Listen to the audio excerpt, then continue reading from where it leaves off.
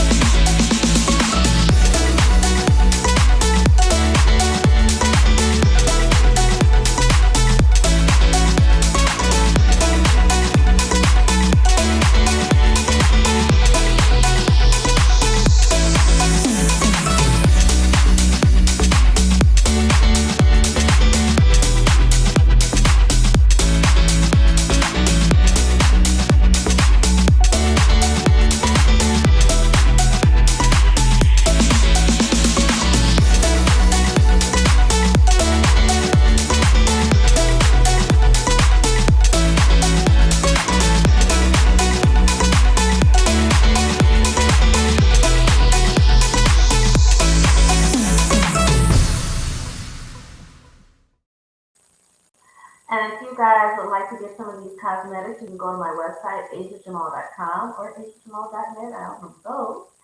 And you will see it at the top of the web page, and you will see the link to go to, and it has all of these wonderful, beautiful cosmetics. It gives you quizzes to help you know which cosmetics to choose from. I'm wearing some of the products today. I got the liquid eyeliner. I don't know if you can see it or not. It's sparkling. And on my lips as well, I like that natural color, so I'm nice and cool and supple. And the eyeshadow as well. Um, so also, of course, I have to deal with Bella Eyewear, ladies and gents. All of my blue blockers, all of my shades that I have, which are like I think about 20 pairs at this point, are Bella Eyewear. You can go to my website. At the top, you will see a Bella Eyewear. You will get 30% off of every purchase you get. You're welcome. And you will help this channel out as well. All right, now we're going to get into the topic. So first of all, we're talking about PTSD. And I feel like a lot of people don't understand exactly what PTSD is. So let's start there. We're going to go ahead and play this video that explains what it is.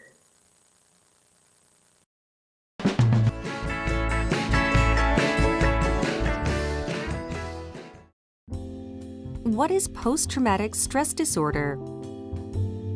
Post-traumatic stress disorder, or PTSD, is a condition that can happen after people see or live through a trauma.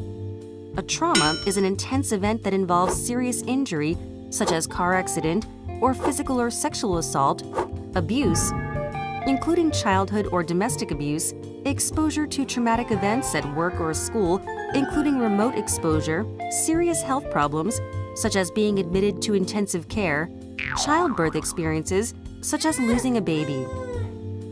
This can include medical events, such as a heart attack, surgery, or treatment in a hospital's intensive care unit. PTSD can cause nightmares, upsetting memories, anxiety, and other symptoms. What are the symptoms of PTSD? The symptoms of PTSD include: people can have recurrent memories, flashbacks. Flashbacks are when people see or feel the trauma over and over again. Upsetting dreams or nightmares about the traumatic event. People can have avoidance. Trying to avoid thinking or talking about the traumatic event.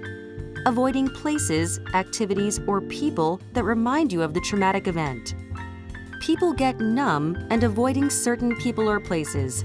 People avoid thinking about the trauma and avoid people and places that remind them of it. Some people also feel numb. They might not enjoy activities they used to enjoy or feel part of the world around them. People get negative changes in thinking and mood. Negative thoughts about yourself, other people, or the world. Hopelessness about the future. Memory problems, including not remembering important aspects of the traumatic event. Difficulty maintaining close relationships. Feeling detached from family and friends. Lack of interest in activities you once enjoyed. Having intense feelings such as anger, fear, or worry. People might frighten or startle easily. Many people have trouble sleeping. Post-traumatic stress disorder symptoms may start within 1 month of a traumatic event, but sometimes symptoms may not appear until years after the event. Sometimes, though, symptoms of PTSD start years later. The symptoms often affect significant problems in social or work situations and in relationship. Symptoms of PTSD can come and go. They might return when people are under stress or see or hear something that reminds them of the trauma. Who's at risk? If you have had depression or anxiety in the past, or you do not receive much support from family or friends, you're more susceptible to developing PTSD after a traumatic event. How can my doctor or nurse tell if I have PTSD? Your doctor or nurse should be able to tell. If you disturbing thoughts and feelings about a traumatic event for more than a month, talk to your doctor or a mental health professional. Getting treatment as soon as possible can help prevent PTSD symptoms from getting worse.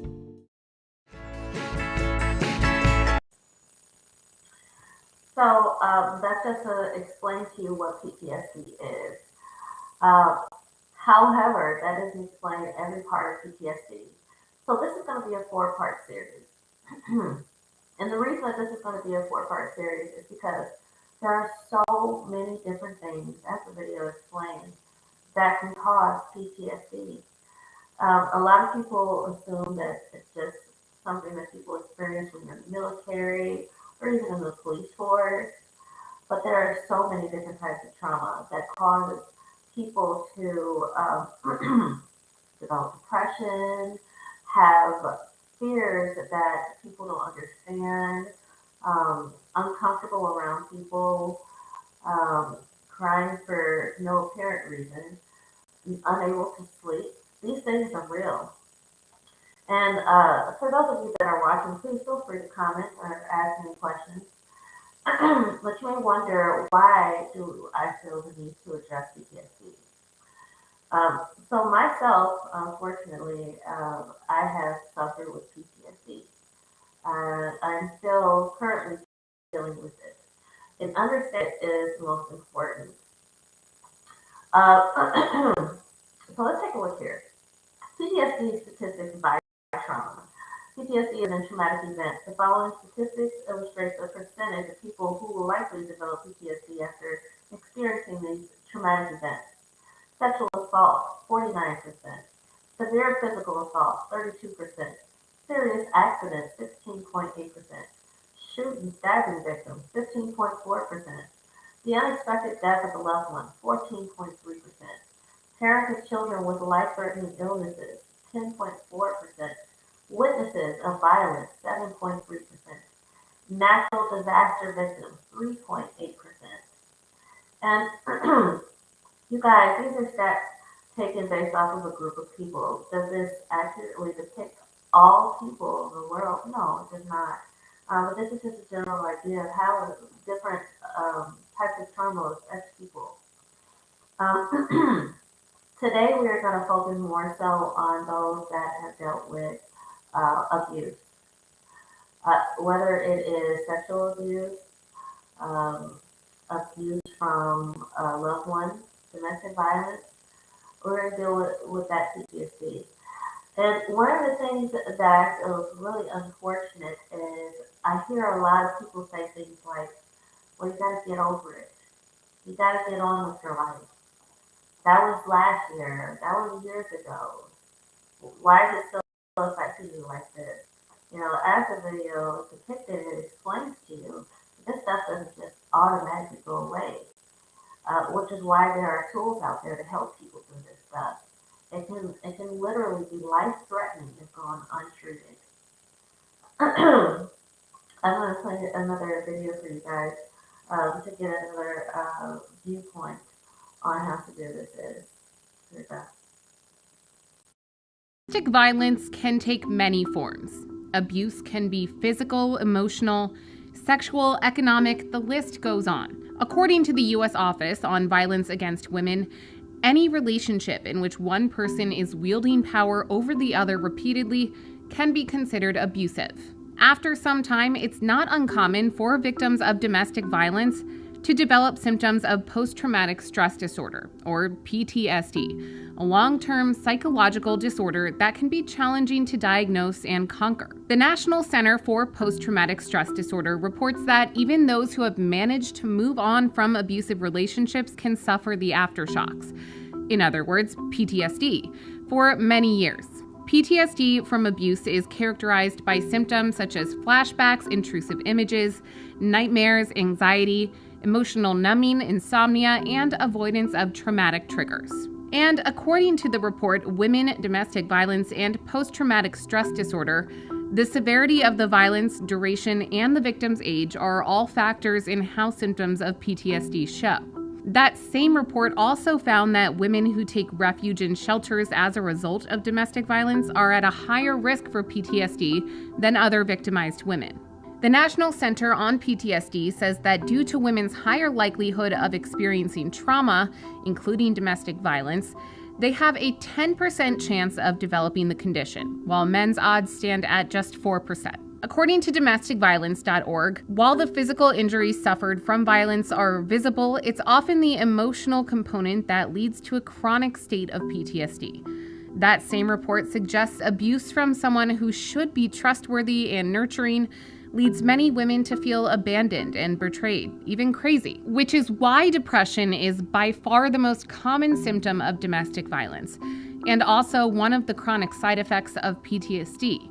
While there's no clear solution to treating PTSD in victims of domestic violence, we can all work to remove the stigma that surrounds mental health issues. Yeah. And I want to hold on something that was said that can make you feel crazy. And although there is a huge emphasis on females in this particular video, please understand men are being abused as well and also suffer from PTSD. So the whole thing will make me feel crazy. So just in case you guys don't understand what gaslighting is, gaslighting is when they make you feel like what is reality really isn't reality. What's going on before you isn't what's really going on. It will literally make you feel like you have lost your mind. I went through this situation myself. made me question my own sanity. And in something like that, and going through that abuse, even after getting treatment, even after seeking therapy, even getting away from that situation, it takes many years to heal. And first, you have to understand exactly what is causing it, what is the root of what's going on with you. Um, and please, again, feel free to ask questions and leave statements. I will see them myself. Sometimes we don't recognize what the root cause is, especially if you've been living in the abusive situation for a long time. You get used to it. You start to think that it's supposed to be this way, or maybe that you caused it or that you deserve it. Um, because of things like that, the root cause of your PTSD can take some time to be discovered. Thankfully, I was blessed enough to have family members and doctors to help me recognize the trauma and how it's affected me. What some people don't know is that it can affect you physically as well. There are many, many reports of women specifically having abdominal pain, for example, that have nothing to do with anything going wrong with your body. But for some reason, these abdominal pains are directly related to the trauma experience. And this is normal for victims of sexual assault. Migraines, other types of headaches, anxiety attacks, panic attacks. These things have happened and do happen and have happened to me. And you don't have to have what other people would call extreme cases. So many people can handle different levels of trauma.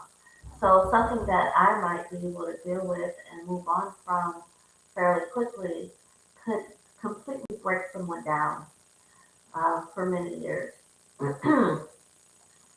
And it's unfortunate that a lot of these people get looked over, and mostly it's because people don't know where to go. When I experienced a certain situation with sexual assault, I was able to be introduced to resilience. They were formerly rape victim advocates. And I'm going to leave this here for a second so you can write down the website. They helped me tremendously. They didn't just give me counseling, they gave me resources to help me cope. And they also introduced me to CASE, CAASE, to help me with the legal portion of what went down. And they are still helpful and still supportive of my fight. Also, if you are in need of resources and you don't know where to go and you're not in the Chicagoland area, here's another website you can go to, thehotline.org. And for those of you that may be in abusive households right now, it has quick escape buttons, so you don't have to worry about being caught on these sites, and you're able to speak to somebody no matter what time of day.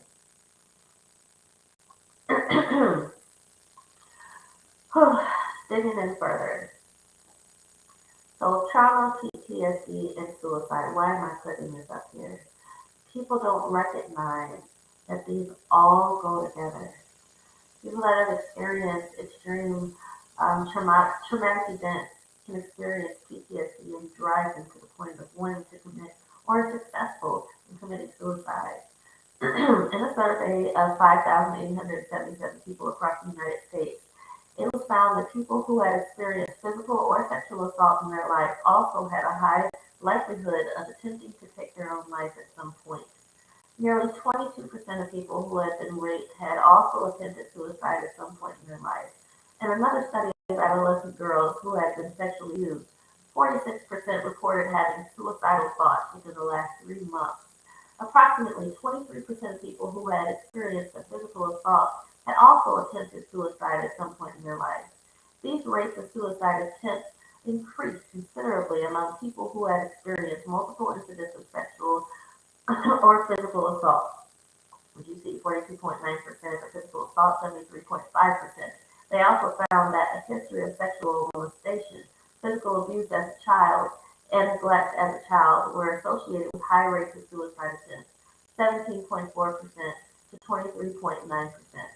The National Comorbidity Survey, I'm having a hard time today, I need some water. Replication found that sexual trauma and non-sexual physical violence were linked to more severe and chronic presentation of PTSD symptoms. People with a diagnosis of PTSD are also at greater risk to attempt suicide. Among people who have had a diagnosis of PTSD at some point in their lifetime, approximately 27% have also attempted suicide. Another large-scale survey found that 24% of military personnel diagnosed with PTSD had experienced suicidal thinking within the past year. Whew, that's a mouthful. Um, which is why I had to break this down.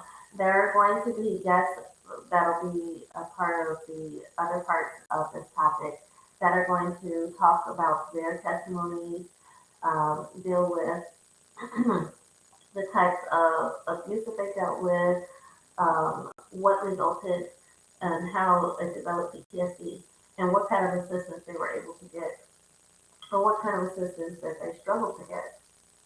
I will say that for myself, it was not just simple for me to get help or to even recognize that I needed help in the first place.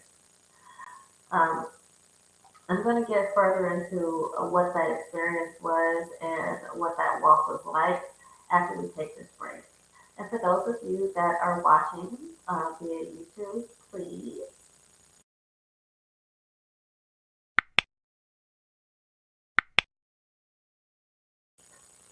Thank you very much. Subscribe. And I'll be back with you after this break.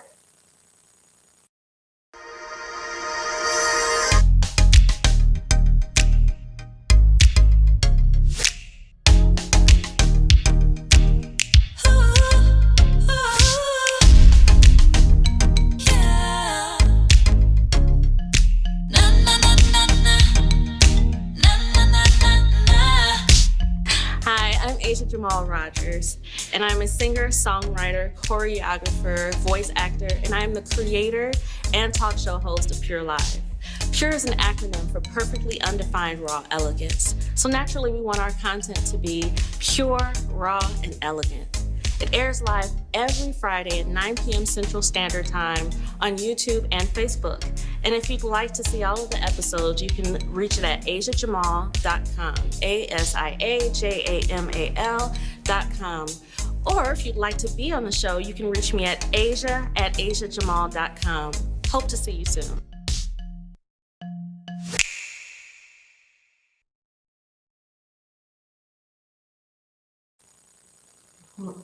Hope to see you soon. Before I go any further, for those of you that may be having thoughts of suicide, here's the phone number right here, National Suicide Prevention Lifeline.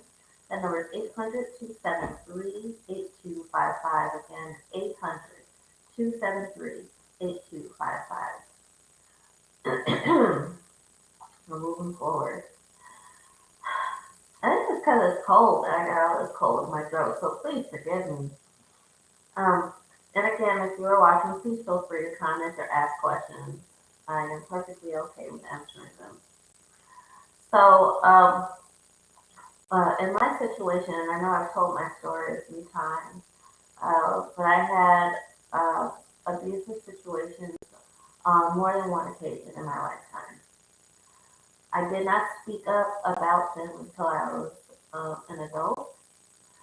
And after speaking up about them, I had more episodes of abuse. I only spoke up to police for one situation.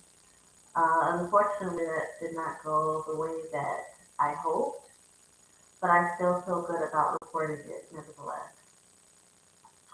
After that reporting situation, I still had to deal with the after effects, which is what they're calling post-traumatic stress disorder, and I still needed help. So I had to go through several therapists before I got to one that I felt was extremely helpful. However, the therapist was very expensive. I did not realize that it'd be so hard to find affordable assistance uh, in this area, somebody that specializes in dealing with people with PTSD. And then they were saying that I needed to deal with not just the therapist, but deal with medication as well. Well, they weren't sure what kind of medication I was in need of. So we went through a few different types of medications, and I hated it. I hated this trial period. I felt like I wasn't being heard. I felt like I was an experiment, and I felt that it kind of made some of the situation worse. So I stopped the medication altogether. Now I would not recommend that to the rest of you. The best way to handle that is to speak to your doctor, let them know that you're uncomfortable, and they will safely take you off of the medication, so that it can cause some negative effects doing it the way that I did it. And the therapy that I did have, the first thing that we worked on was identifying what was actually happening with me. And the reason that I sought help is because I was over emotional. Well, in my mind, I was over emotional. I didn't understand why I would want to retreat or not be around people. I didn't understand why I would cry at night or why I had such a hard time getting any rest. I was averaging about 2 to 3 hours a night of sleep. And then in addition to that, I was straight up workaholic. I just work. And if things didn't go exactly the way that I wanted it to go, I get stressed out and go nuts. I mean, it just really bothered me to my core as if I failed. There was just so much. And then on top of that, I didn't feel comfortable going anywhere by myself. I was constantly looking over my shoulders. I thought someone would harm me, especially if I go somewhere at night. It was frightening. The whole world was a frightening place for me. And then on top of all of that, well, now I have children. So uh, I was afraid that my children would go through what I went through. And so I held them tight. I in some instances, were overprotective and scared me when they would want to go places that would keep them away from me for several hours. When I recognized that it was this bad, you know, I leaned on my faith and I leaned on my family to help me through and understand it. My parents are counselors themselves, so they were able to help me talk through some of it and have a clearer understanding of what's going on with me. And as I prayed through everything, I feel at this point, I've gotten to a point where first of all, it was suggested that I journal, and my father's the one that made that suggestion, which has been very therapeutic. I started journaling. I did start writing a book. Um, and I also started talking to my children, I'll say from a high level. I have not given them details about things that happen with me because I don't feel like they're ready for that, nor do they need to know those things. I just want them to understand what's going on with their mother, just in case they ever feel these things or go through these things and how to seek help. So what's happened is, and I'm being transparent like this because um, it seems like in the African American community, dealing with mental health is taboo. Saying that you need a therapist for anything is taboo. Um, if you don't want to do things or if something makes you uncomfortable or if you're jumpy about things or or if you have to be on medication and people look at you crazy like you're an alien or something. What's wrong with her? What's wrong with him? He's weird. Stay away from her. Stay away from him.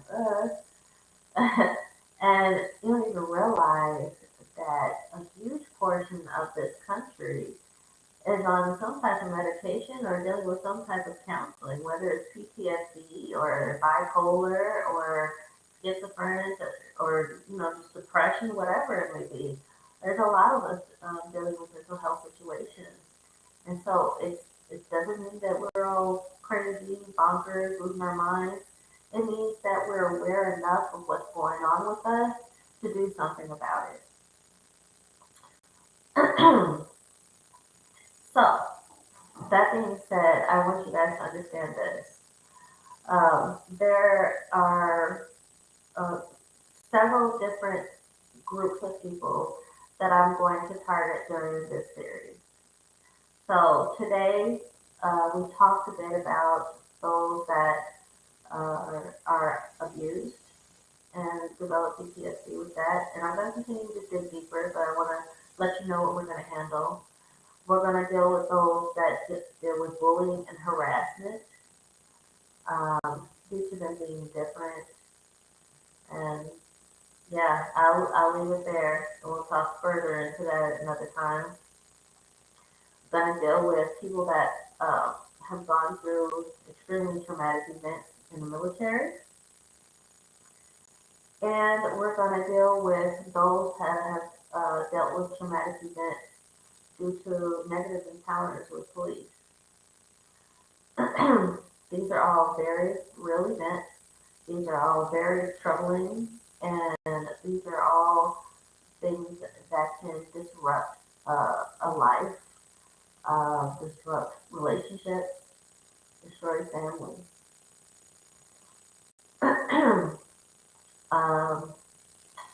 Myself, I am a married woman right now, a happily married woman.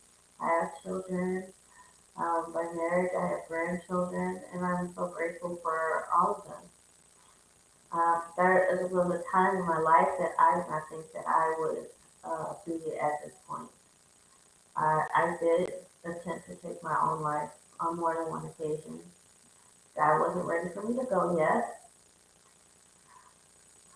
I just tried to do whatever I could to numb what was going on with me, to numb the pain.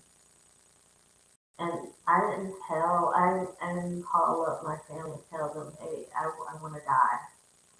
I didn't go there with them. I would let my parents know that I needed prayer.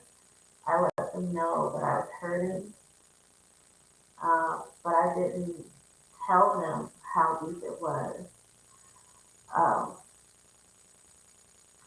It wasn't until the anxiety attacks, the panic attacks started landing in the hospital that we started having deeper conversations about it. Because what it was doing was it was creating chest pains, just really tense feeling to the point where my arms, my chest, my head, my neck, everything was hurting so badly. My blood pressure went up, my heart rate went up. Those kind of feelings, you don't know what's going on. You're thinking, oh my gosh, am I having a heart attack? Am I stroking out? What's happening? And I didn't know that anxiety could affect you physically in that way. And I had a doctor that had to break it down for me. After it was broken down for me, I had to explain it to my family because then I realized, okay, I need help from everybody. I needed help from not just the doctors. I needed those that were my friends, those in my family, those people that were going to be around me. I needed them to be supportive of the things that were happening with me. And thankfully, my husband has been very supportive of that as well. And I had to teach my children what was going on.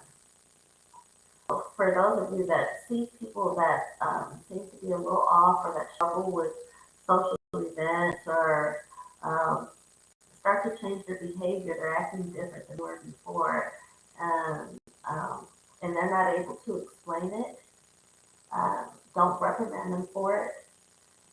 Don't treat them like there's something wrong with them. Just, uh, just support them. Let them know that you're there. If they, need you, don't pressure them. Don't try to force them to speak. Give them room and let them know it's going to be okay. And pray for them. That is my advice to you on that, because people can be pushed in the wrong direction, and then you miss your opportunity to do something to help them. There's been a lot of people that have, it seems like the ages have been going younger and younger with those that decide to try to commit suicide. And there are some symptoms that start with, them harming themselves, cuts and burns and other things. Um, I've heard about some of these situations in my own children's schools, and it just broke my heart. When you find out what's going on in their home, you realize what the deal is. This is PTSD, and also, um, as the video is explaining, sometimes it'll happen, and you try to push it in the back of your mind, and you think it's done. You think I'm over it. It's okay. I'm fine. And then something happens. It could be a smell. It could be the way somebody says something to you, or it could be what they say to you. Or it could be an environment that brings it all back, and you break down and you don't even understand what's going on. Don't ignore those things. Don't ignore those symptoms. Get help.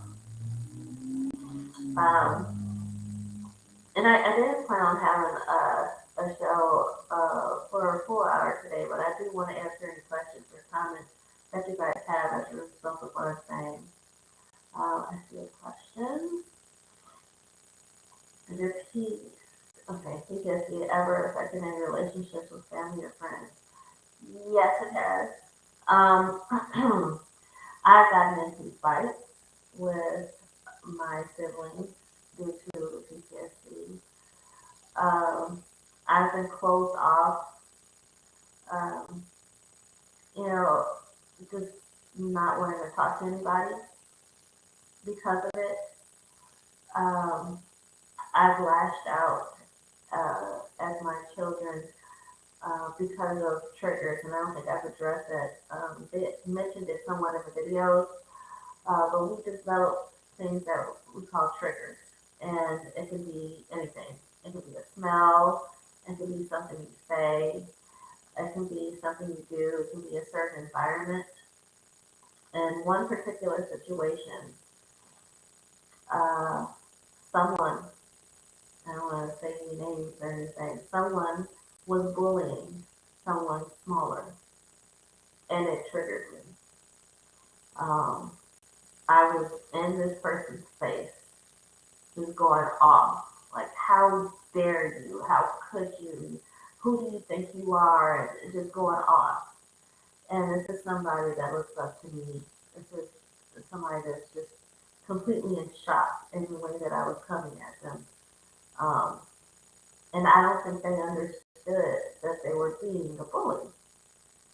And instead of trying to talk to them and break it down and understand that, I just went off. I did apologize after I calmed down, and I explained why I behaved the way that I did, and explained that it was a trigger, and I explained what triggers are. And I really wish that more organizations dealt with what triggers are and what they mean. At jobs, at schools, especially at schools, because there's a lot of little children that have experienced trauma. and they behave a certain way, and then they're deemed bad children, and they don't understand that they're being triggered. And the way to deal with them is not to reprimand them. It's not helpful with them being triggered. We have to deal with why they're being triggered and help them in coping with it. Um, again, you guys, please feel free to ask me more questions or comments. Um, the main thing that I do right now to help myself cope with the various triggers that I have. One, I pray. Two, I write. Three, I am vocal. I don't keep it to myself anymore. I talk to my family. I speak to my therapist. I speak to my doctors um, before allowing it to get out of control. I make sure that it's out in the open at all times. Even with my own children, I tell them, hey, mommy's not okay right now. Go and pray for me. Grab your siblings, pray for me. And if it's too bad, I'll have them get their dad or my parents. But the worst thing that you can do is try to suffer through this alone. It makes everything worse. Trust me, it makes everything worse because then you're left alone with your own thoughts. And it's dangerous. It's so dangerous. Um, even recently, within the last week, there were 3 nights in a row that I struggled to sleep. Um, it was really, really bad. I'm talking, I got like an hour and a half of sleep for these 3 nights.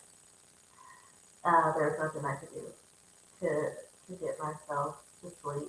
Um, I was restless and my heart was racing, my chest was hurting.